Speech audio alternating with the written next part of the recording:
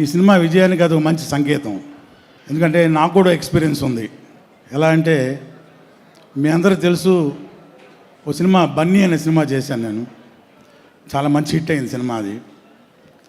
అది 100 days function రోజు చాలామంది డయాస్ మీద ఎక్కి చాలా మాట్లాడారు, అందరి గురించి మాట్లాడారు.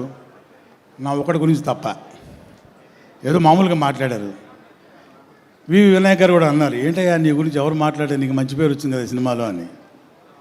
అయితే లాస్ట్లో మెగాస్టార్ అన్నయ్య గారు వచ్చి మైక్ తీసుకొని లైవ్లో, ఏ రఘు ఇట్రా దగ్గరికి పిలిచి భుజం మీద చెయ్యేసి, చాలా బాగా చేసావా ఈ సినిమాలో. నేను ఇంకోసారి సినిమా చూడాలనుకుంటే మా సూర్యక నేను ఇద్దరం మొన్న అనుకున్నాం, నీకోసం చూడాలనుకున్నాం ఈ సినిమా మళ్ళీ అన్నారు. అది లైవ్లో వెళ్ళింది. అప్పటి రఘుబాబు వచ్చిన ఆ త్రోకి 400 సినిమాలు ఫినిష్ చేశాను. ఇప్పటికీ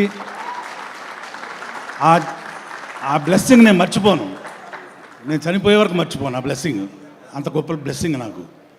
అట్లాంటి నాకు జరిగిన ఎక్స్పీరియన్స్ గురించి మీకు షేర్ చేసుకోవాలనుకుంటున్నాను. ఈరోజు మన హీరోని అన్నయ్య స్వయంగా వచ్చి బ్లెస్ చేయడానికి వచ్చారు. అది చాలు ఈ సినిమా సక్సెస్కి.